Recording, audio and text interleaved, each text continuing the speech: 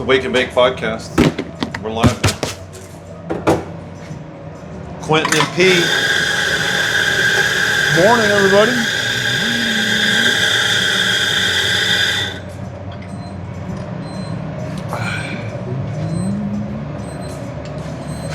Okay, so the Patriots, you said they have how many picks in the first 100? 5? They have 5 picks in the first 104. 104? Picks.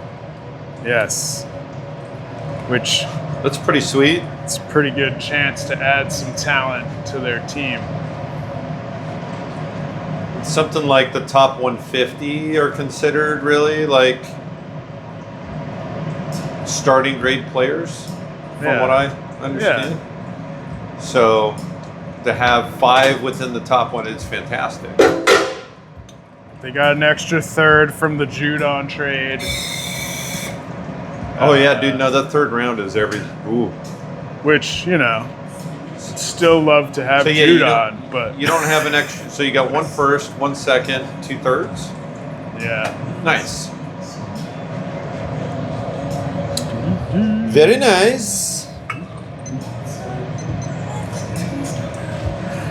And so, over the past week or so, that there's some chatter about Carter falling.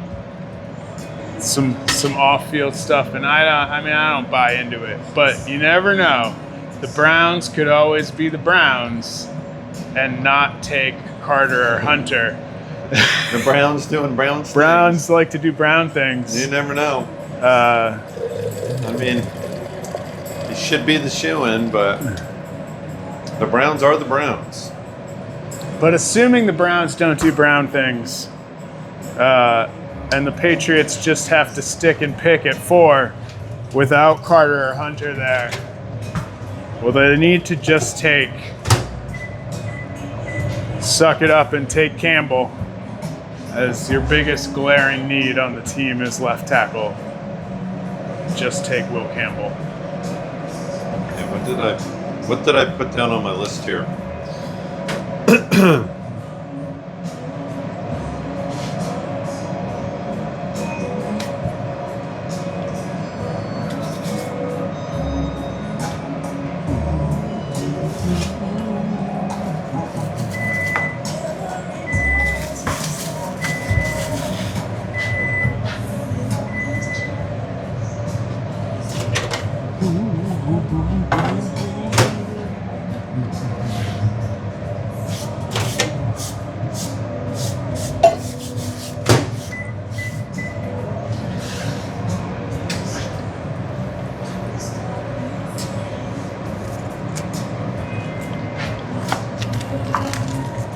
So wait, you said there's 5.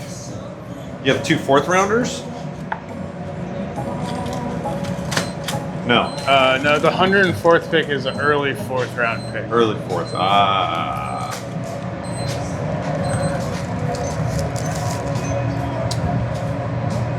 But the fact that it's, early in the 4th round is helpful.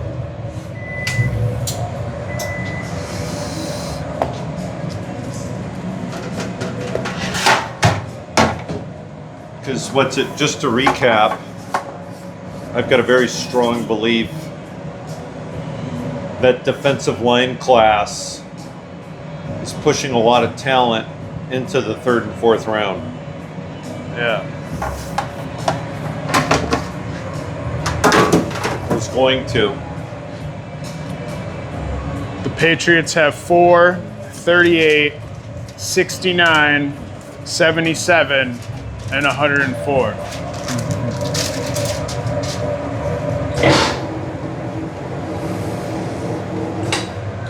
So I did kind of a little mock with assuming Carter and Hunter are gone and they're going to take. You did a mock draft?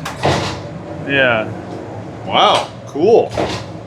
Just for those first 4 rounds for the Patriots.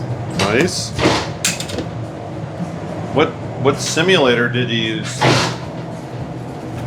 Did you use a simulator or anything? No. Just kind of looking at the big board. Yeah. And taking people's, looking at other people's rounds. When you think you can get who? Yeah. Whoever? Mm-hmm.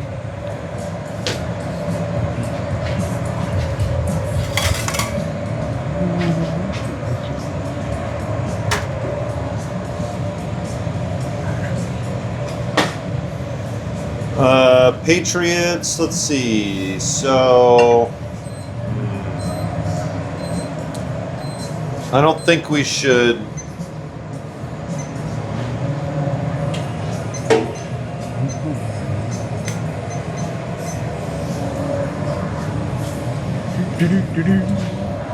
I don't think we should include possible trade down. I mean, I just don't think it's gonna be an option. But let's just say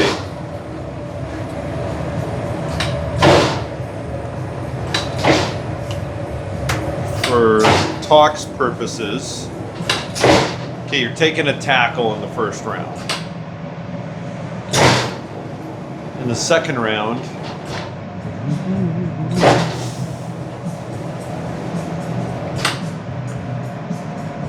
if you've gotten your tackle in the first round, what are the Patriots' greatest needs in the second round? I have their biggest needs at tackle, free safety, edge. Safety. Yeah, I mean, a lot of people don't really consider it their biggest need. Everybody just jumps right to wide receiver. But I mean, they just signed Diggs, so. Which they still need another young receiver to learn under Diggs. Who do the Patriots have at safety? So they have two really good strong safeties in Duggar and Peppers. And then their free safety is Hawkins, who's young and like he played a lot last year. They played a lot of three safety last year. As like their nickel and dime, they played a third safety instead of a third corner. Okay, what's the difference between a strong safety and a free safety? I actually don't. A strong safety is going to be your run defender safety, the one who could drop. So is he up in the box? Yeah, He's closer to the box. If one of them like drops behind the linebackers. If one of them drops into the box, it's the strong safety. And you want him to be like to help out with the linebackers. More of a run defender. He's like an insurance policy in case the linebackers don't hit the hole. Yeah. Whereas a free safety is the one playing center field. He's playing back. Nobody deep behind him. Making sure a home run doesn't get hit. Right. And Duggar is a hard-hitting, So you got great strong safeties. Duggar is one of the best strong safeties in the league. Free safety. And he played some free safety last year, just kind of because they needed him to, but it's not really his true position. I would probably argue. But I want the next Devin McCourty. I would probably argue that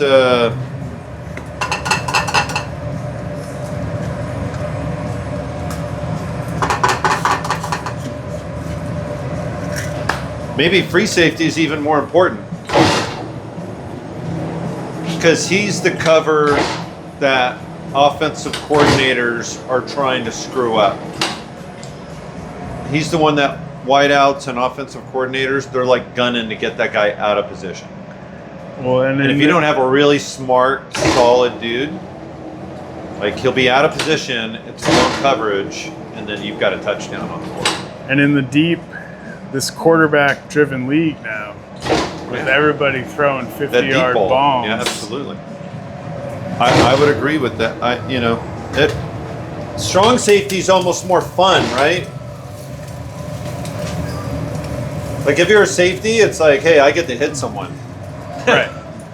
But yeah, I mean, they got I get to attack. He's the attacker.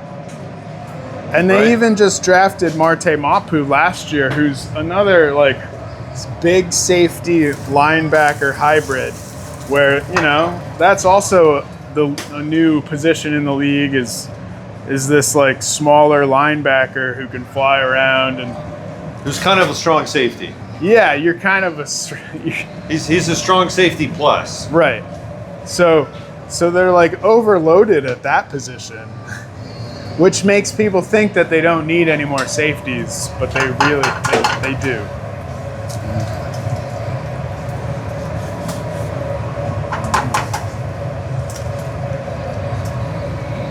I mean, your second pick is in the top of the second round, right? Right. So for my second pick, I would really like them to get Malachi Sparks as probably the better free safety of the. I don't know if he'll fall that far, but if he does, that's the pick. Because there's the other safety. I can't remember his name. Did you start doing some draft homework? Yeah. I'm gonna look up the PFF big board here. There's that number 1 safety who's going to go in the first round, probably. Imawari. Yeah, him. But he's more of a strong safety. Yeah, that's what I was gonna say. Is he? You would think with his size, right?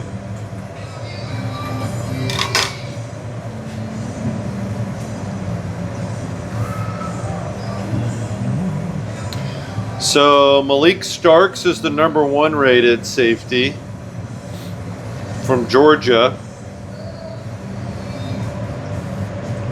Look at the big board here.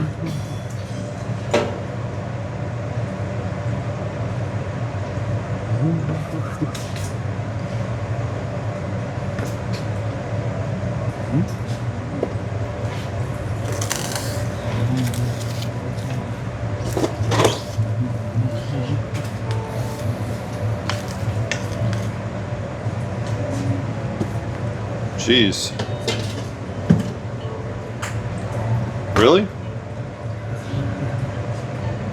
Okay, Malachi Starks is the first safety on the big board. He's at 9. 9 overall. Really? I thought a lot of people had that Emin Corey is the number 1. And then you got Xavier Watts. No. Kevin Winston Jr.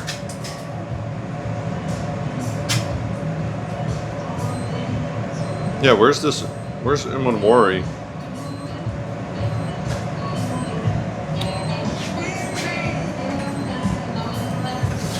I was gonna say, dude, Imawari might be there.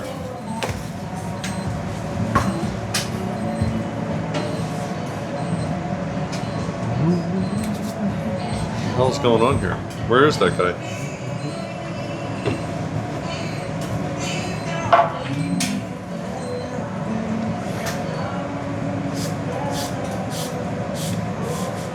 Where's that guy?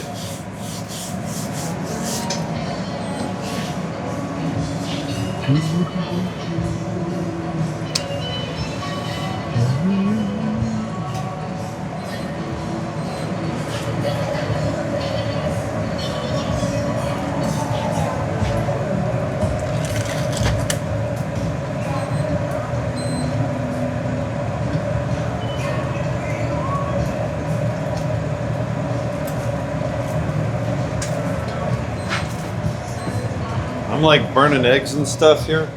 I forgot job number 1.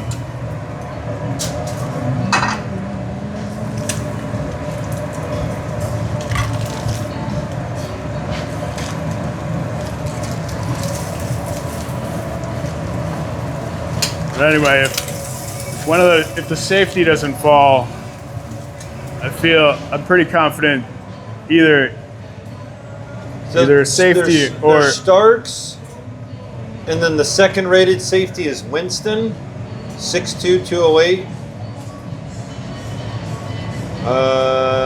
PF rank is 31. So, I mean, you could get the second rated safety in the draft.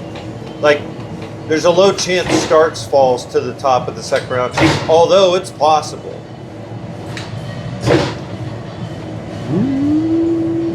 Oh, wow. Wari is got a PFF big board ranking of 66, dude. But he's another strong. That's if. I mean, you got to think about this, right? Like,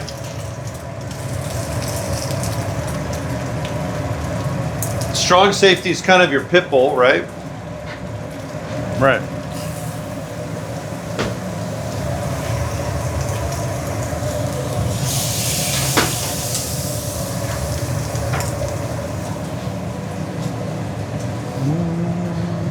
If you get another guy, if you get a guy like Wari who's 6'3", 227,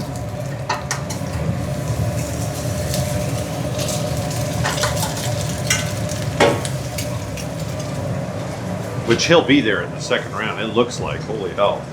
Oh man, that's the guy right there. Get yourself a Derwin.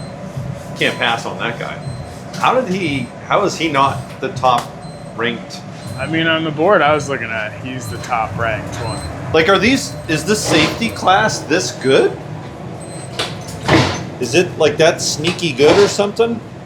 I think there's 3, and then after that there's not that many. Because But I think those top 3 guys are really good.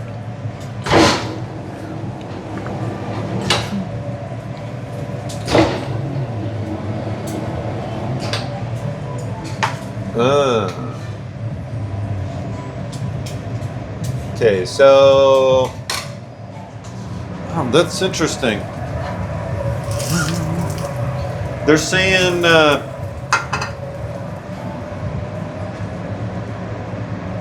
Wari's instincts are in question. His technique and instincts. Yeah. But I remember specifically one of these pundits was talking about his film being really awesome.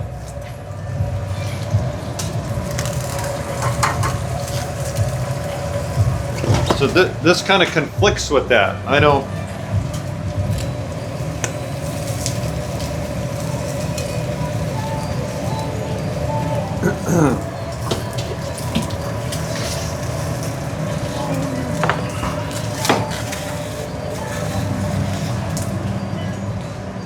Interesting.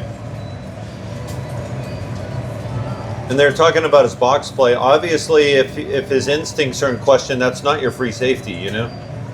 But Right. my point is like you get him, you put him in the box, and then you take one of your smarter, strong safeties, and you move him back into the free safety role. Yeah. But they already have that.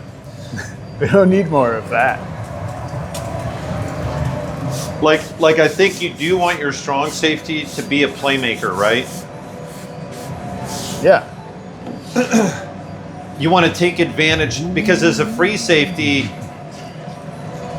that's not necessarily what you're looking for from your free safety is playmaking ability. You're looking for a smart insurance policy. Yeah. Well, the strong safety is the risk taker. Whereas, like, out of your safeties, if you've got like these playmakers, like, dude, this guy's a playmaker, I'm going to put him in the strong position so he can make plays. Like, he might be my smarter guy too, but he's the risk taker. I want him to use those instincts in a strong capacity, not a protection capacity. Yeah.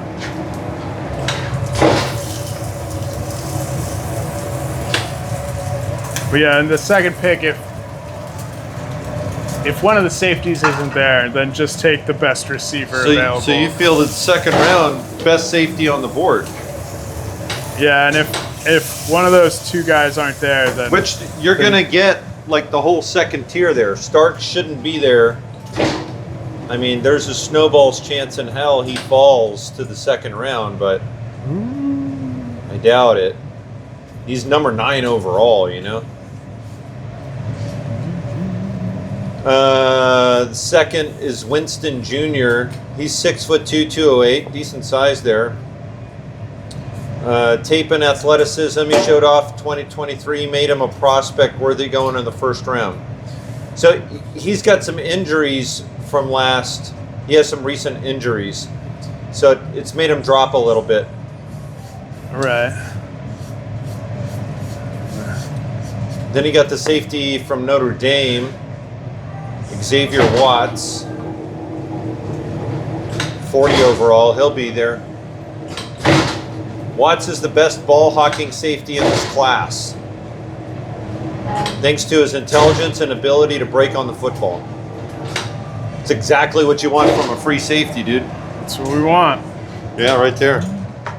I think Watts is your boy.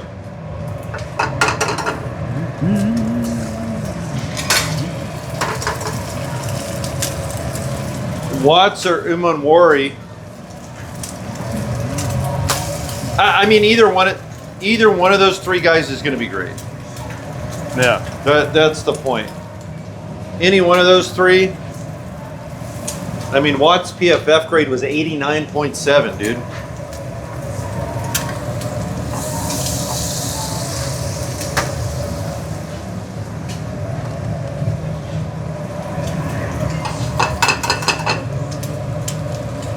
That's a starter. That guy's starting.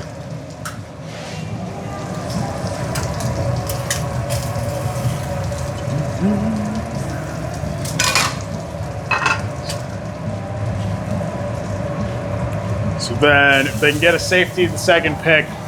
Okay. So we got our lineman. We got a safety. We got next? Dylan Sampson, running back out of Tennessee. Oh, you want yourself a running back, huh? He's a big. Just refresh my memory. Your starting running backs. There's Ramondre Stevenson.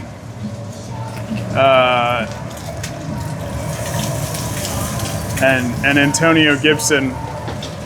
So I mean, and everybody likes Ramondre, they do. but he's had some fumbleitis, huh? He has, and I think that'll get fixed. I still love Mondre, but you need more than one. It's time to infuse some youth into the position. He is, he is like 6 years in now. Ramondre? Yeah. Really? He's been around that long? 5 years. He signed a contract. They re-signed him, so. Yeah, he's not on his rookie anymore, huh? No. Oh, wow.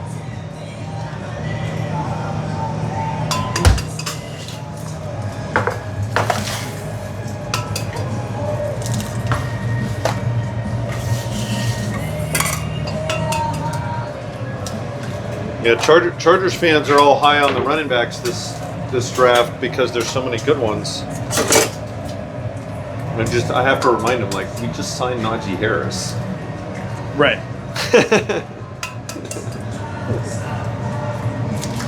But you do need more than one. You do need more than one. Whoever that one is. I don't know who my late round. Actually, well, there's a running back. My late round running back so far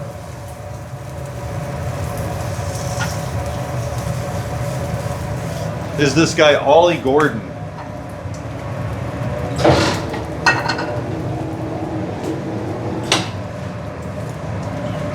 I think he's like in the 6th round. Yeah. So, 3rd round running back.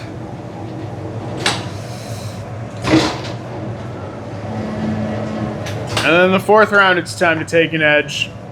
Since, it's the deep class. So Dylan Sampson. You watched some tape on him? a little bit. Did you see Caleb? Caleb Johnson? Yeah, I just don't think he's going to be there still. Well, it's funny because they've got Dylan Sampson rated above Caleb on the big board.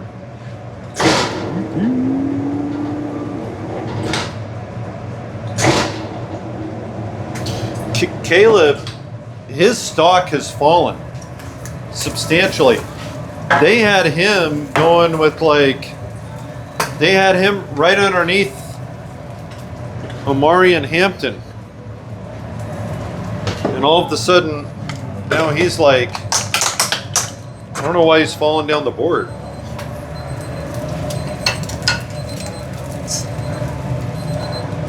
The last 2-3 weeks before the draft is when crazy things happen and weird people fall for no reason that we'll ever know. Yeah, there's a lot of movement.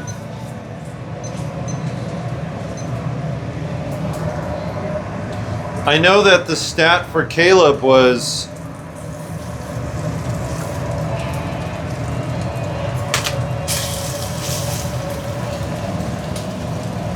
Caleb had this really great stat, it was like breakaway speed or something like that.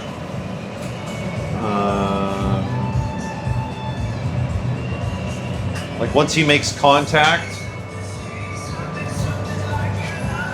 he gets away. Yeah. I think the stat had something to do with just being tackled once he breaks away. He doesn't, it's like the lowest. It was like the lowest in the league. If he gets to the hole untouched. If he gets loose, if he gets loose, he's gone. You're talking on the, it was on the level of Genty.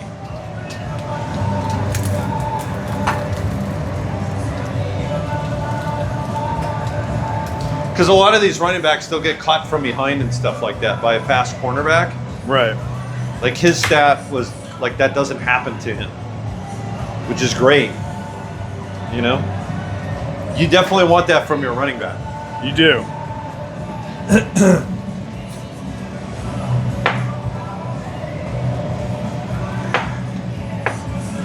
Woo-hoo-hoo-hoo. These look horrible. Croissant bun.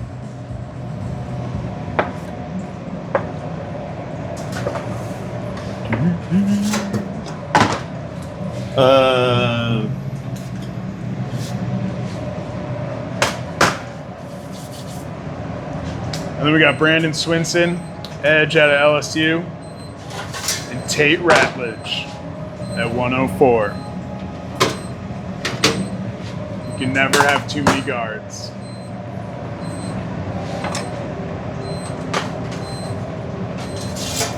You say you're going guards? Yeah. You're going to double up on guards in the third round? No. Fourth round? At 104. At 104? Take Ratledge.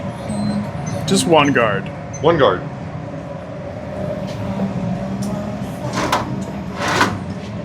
I would much rather have them take multiple offensive linemen than a receiver at all, honestly.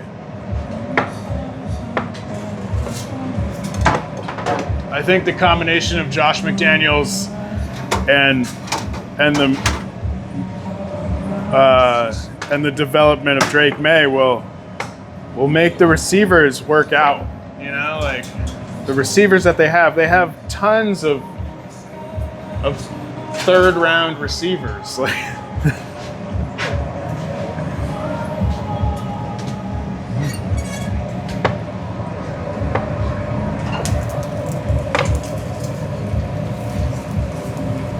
Oh yeah, that's a good. You would take a safety over a wideout in the second round, huh? Yes. If one of those good safeties is still there, I want them to take a safety over a wideout. And if they're not, then yeah, just take the best wideout maybe. But that's what they did last year with Polk, is they just took the best receiver they could and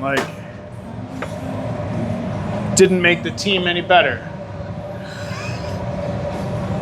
Yeah, I mean, I also feel like it's one of those things you have to take. You just kind of the bust rate on wideouts is much higher, right, than a lot of other positions.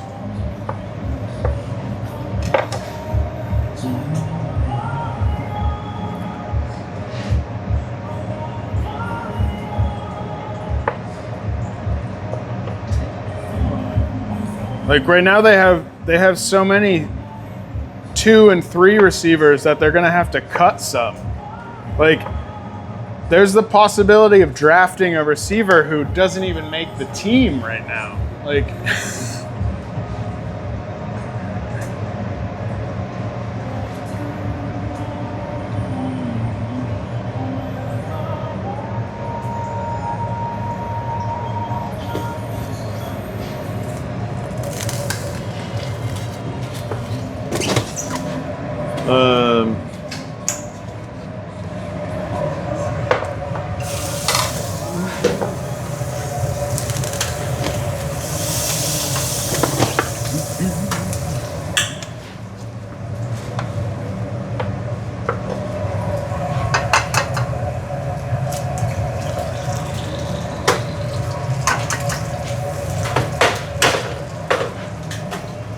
I feel like you just have to you got to take your stabs at that whiteout, you know? you do. Especially if you need one really bad. And you have to keep trying. I wouldn't want to use a first rounder on it, but like a second or a third, like, I think you kind of have to. Even though it asked you out last year, right? But I mean, I like Polk. I'm not. His story's not over. I'm not off Polk. Yeah, I don't think. I would rather give him another fair shake this season than to draft another guy in the second round and be like, Polk, you're number 3 now. You know? No, I think you're drafting whoever you draft with the mindset of. I agree that last year the mindset was they thought they're drafting Polk and it's like you're our starter and our number 1 wideout. Like right. this year it's like they're drafting a wide receiver in the second or third round, and it's like, hey, you're here to compete.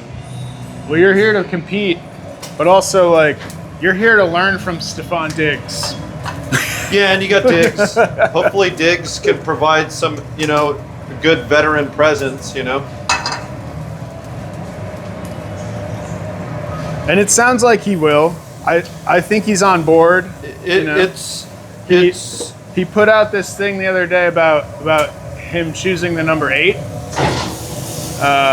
on the Patriots because the whole everybody was he was 14 in Minnesota, and then he was 14 on the Bills, and then he was number 1 with Houston. And so Polk is number 1 in New England. And so everyone just assumed he would take number 1. He actually put out a vote on social media on what the fans thought he should take. And everybody was like, well, he'll pay Polk for number 1 because he's the veteran. And so he's going to take number 8. And he posted this thing. Jersey numbers? Yeah. He posted this thing about number 8 means infinity and eternal life and redemption in the Bible. And so whatever, that's his thing. But he's looking for redemption and rebirth in after his injury and helping the Patriots return to greatness. So let's go. I mean, he's not wrong about that. He really needs to reestablish himself. He hasn't been the Diggs of Buffalo for a while. Right.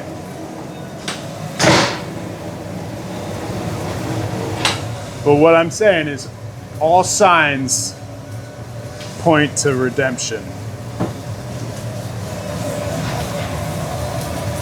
I mean, having a veteran presence in the locker room is extremely important.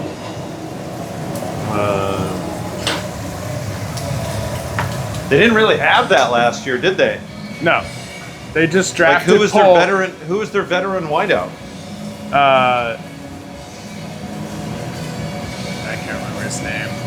You're like, I don't even remember his name. Whoever he was, not much of a veteran. Because I don't even remember his name, man. No, the guy from he came from San Francisco.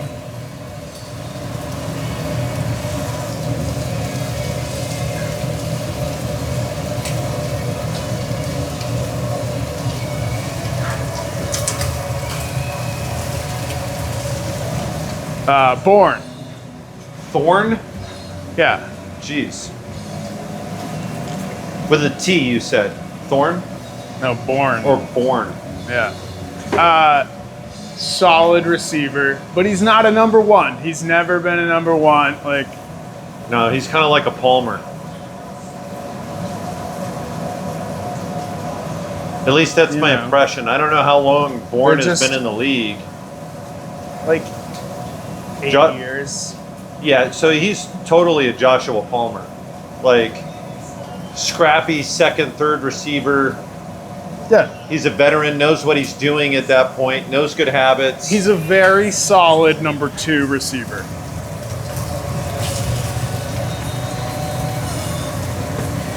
He's not a great number 2. He's a great number 3, Yeah.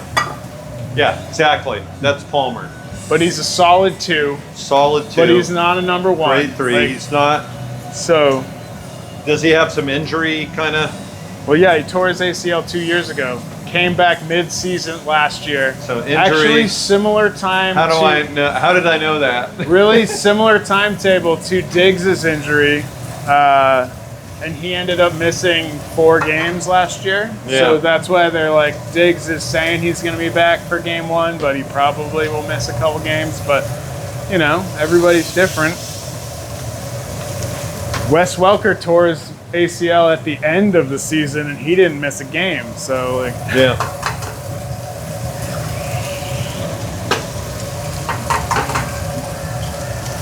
he only missed the playoffs. Wah, wah.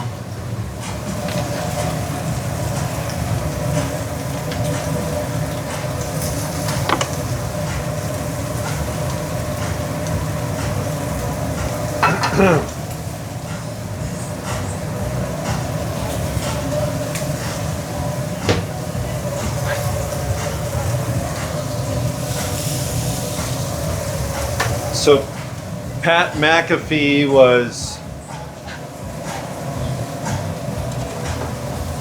You know about this? Pat McAfee had a thing in Pittsburgh. He had like this big event in Pittsburgh, and they were thinking Aaron Rodgers Because was Aaron going to Rodgers is show. his buddy, Well, they thought Aaron Rodgers was going to show up at this event just like I just did. and announce that he's going to Side be a with Pittsburgh Steeler.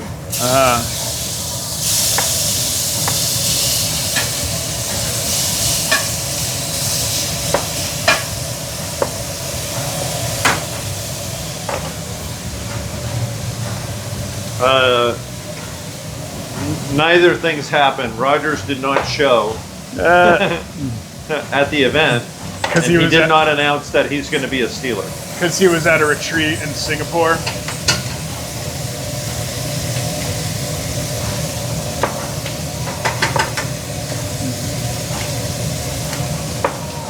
So one of the NFL insiders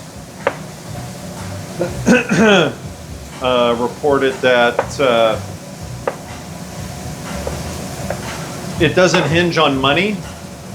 It hinges on the Steelers drafting a quarterback. So he's doing the Kirk Cousins thing. Well,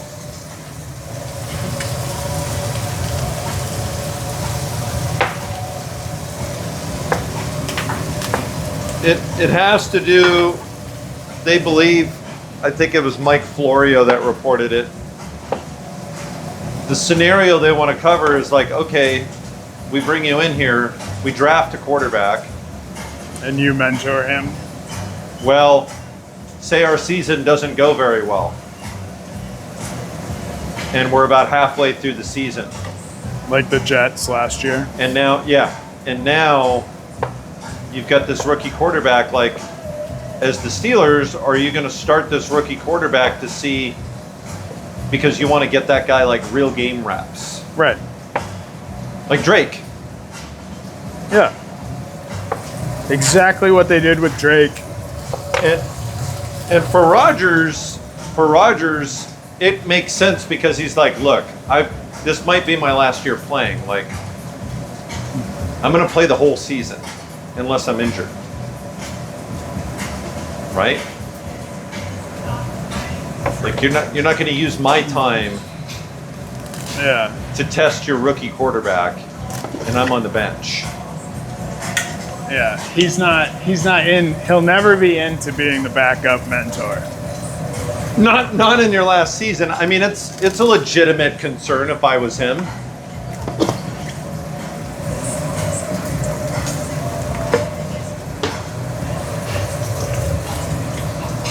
So it also makes sense from a contractual standpoint for him to wait till after the draft. Let me see what you get, then we'll talk. Right. Are you in dire need of a real quarterback who can start tomorrow? Exactly.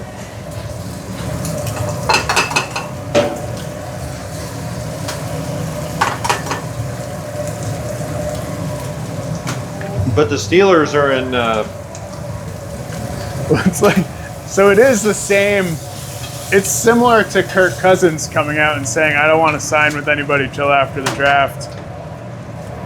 Did he do that? Did he do that last year? No. Because he signed with Atlanta last year before the draft, and then they drafted Penix, he doesn't want that to happen again. Oh, exactly, yeah. So he put out there, I don't want to sign with anyone till after the draft. Cousins said that? Yeah. This year? But of course, Cousins says it in such a nicer way than Aaron Rodgers.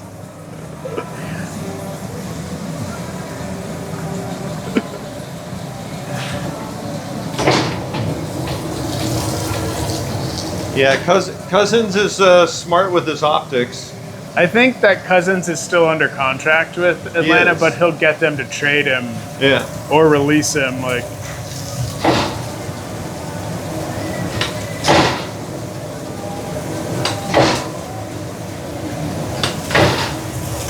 I thought I saw something about Cousins being willing to be the backup, too. Like, he's good with it. He just wants to get paid. Yeah, he's getting paid. He's like, hey, man, you can pay me $50 million to ride the plane? I'm not opposed.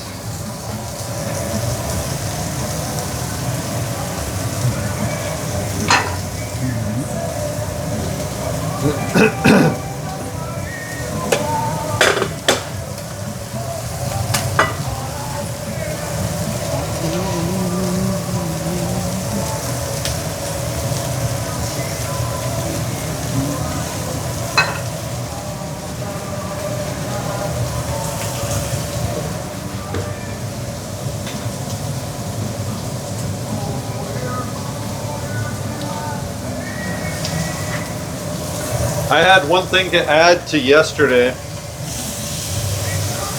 what? If Josh McDaniels can prove himself a fantastic OC once again, one thing that's never going to happen, nobody's ever going to offer that guy a head coach job ever again. I mean, I hope not. No, that guy will never get poached again. The Patriots, ever. the Patriots offense only takes steps down when he goes to a head coaching job. So I mean, McDaniels. And at first, people were like, "Oh, it's just Tom Brady," but then he worked his wonders with Mac Jones's rookie season too, and they were all good. I think the head coaching for Josh McDaniels, that ship will never return. Okay. And that's fantastic news to my ears. Yeah. That's what I'm saying. Like, he got poached twice, right? Right. Yeah, Like, that's what I'm saying. It's And, never going to happen again. and their offense took steps back every time. Like, two teams have gotten fleeced and effed over that. Like, the NFL will never forget that. You're just happy they were both AFC West teams. So you're hoping McDaniels can return to his former glory and just be a coordinator for the next, like he's going to be a Spagnuolo. Like for 20 years, he's never even going to get offered a head coaching gig. Although, like, why has the hate gone so long on Spagnuolo? Like, he was never McDaniels bad as a head coach. Come on. I mean, the Rams were pretty bad then. I don't feel like they were bad under Spagnuolo. They weren't great. They were. I mean, but he had to draft who? Sam Bradford, I think. So not. I mean, that's what I'm saying. It wasn't not a great McDaniels. option. McDaniels was bad. Yeah.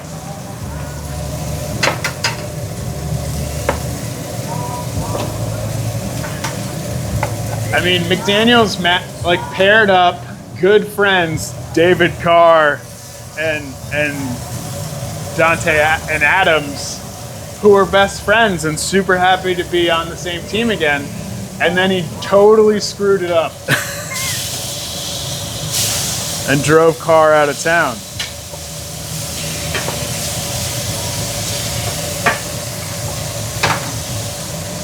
And we'll never know exactly how that went Whatever down. it is, But whatever it is, looks like bad. it's always horrific.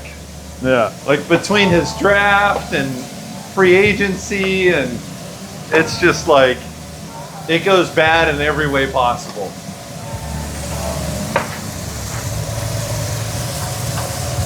I mean, even one of the greatest offensive minds ever couldn't make Tim Tebow a good quarterback. So here's the fantastic thing between Vrabel and McDaniels, right? Like McDaniels has the possibility to be a brilliant OC. I don't know that Vrabel's ever had a brilliant OC. Vrabel's clearly a defensive, he's a defensive head coach. He's a brilliant head coach and a brilliant Who's defense. caught 6 touchdowns in his career. I'm just saying, Vrabel teams are never known for prolific offense. Right. So, but McDaniels, on the other hand, that's kind of his MO. Like, very much so. yeah. So my point is, that could be a really lethal combination, and you never have to worry about McDaniels getting poached. It's fantastic. Yeah. Like, this is a long-term solution. And then It can be a long-term solution. unlike Mac Jones, who had 3 OCs in 3 years. Yeah, he'll just have McDaniels. Well, actually, he had 2 OCs in 3 years because his third year they just didn't even have one. Like they had Matt Patricia. That's my point. Like you get continuity. Then you give Drake an OC for even just 5 years, for the next 5 years until he's a mature starting quarterback. It has a potential to be fantastic. Yeah, absolutely. Just because of the rare circumstance that McDaniels has become a head coach twice and completely blown it. Right. And was not even in the NFL last year. I know. It's this kind of rare circumstance where somebody who's extremely good at a certain job just like couldn't get a job. I mean, that's what happened to Vrabel too last year, by the way. Right. They're both back in their natural habitat.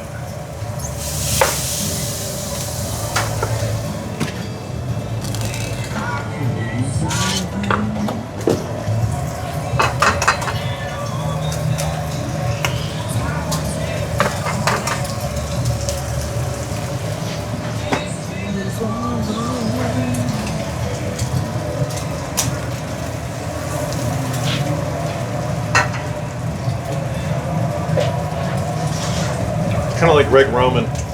Greg Roman will never get poached. For some reason, he never gets any OC talk either. I mean, head coach talk. Yeah, he really doesn't. No. He's been in the league for a while. He's had some pretty good success. I mean, he just got poached not to be a head coach, but just from OC to OC, Yeah. right? From Baltimore Yeah. to. No, he's always gone just OC to OC. So he gets poached. Just. Well, now they've changed the rule on that. You have to like. You can't get poached to be a lateral position. You have to get a promotion if you get poached. Oh, really? Yeah, it's something like that. So like if you don't That's call a rule? if you don't call plays, but you're an offensive coach, Yeah. but say like you're a co-coordinator, but you're not the one calling plays, you can go be the coordinator who calls the plays somewhere else. Oh, wow. But you can't just go be. I think it's something like that. And that's to prevent the poaching carousel.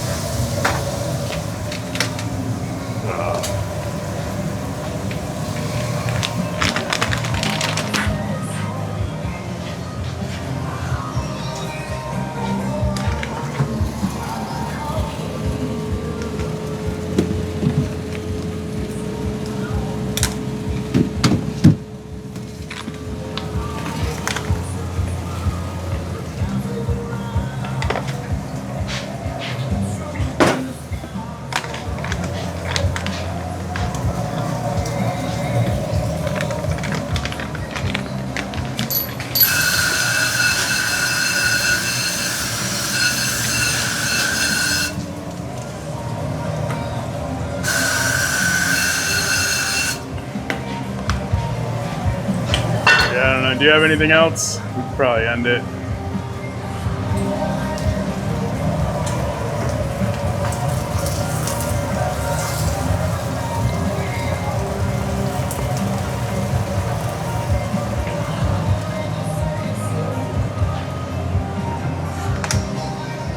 So.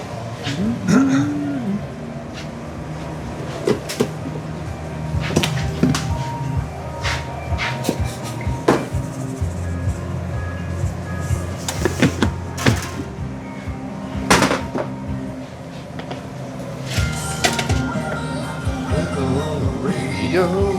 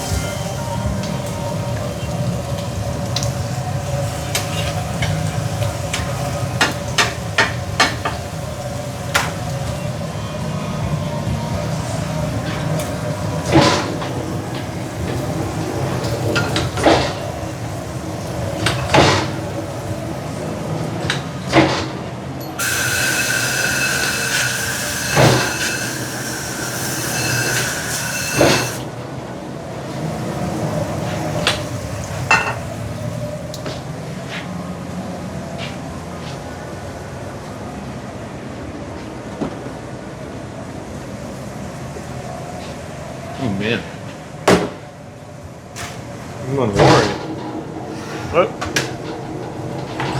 I'm going to worry. We'll be there in the bottom of the second round, possibly, Top of the second round. for the Chargers. Ooh. Him and Derwin. Jeez. That's very tempting.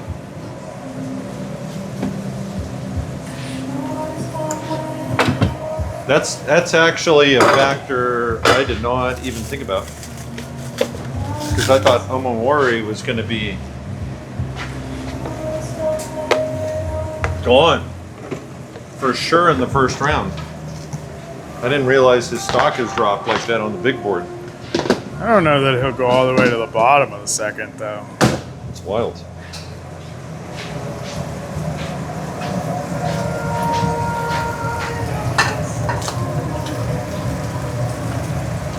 Well, I'm saying he could. Like, I'm not saying it's likely. I'm saying there's a decent possibility though. But I mean, every year there's somebody that drops like Oh, yeah. crazy Oh, sure. that we just have no idea until it happens because we're not privy to that information. Agreed. Cinnamon, you cooked cinnamon today, right? Just cinnamon? Yeah, just one because I have so many Sweet. left over from yesterday.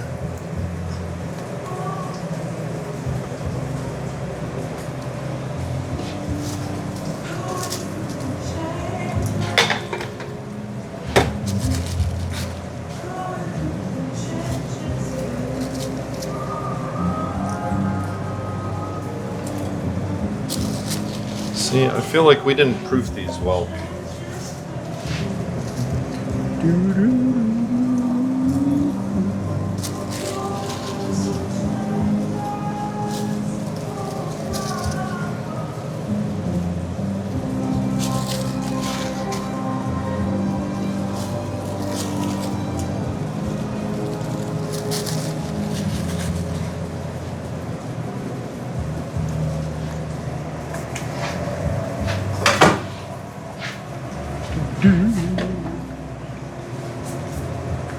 Well, that's right.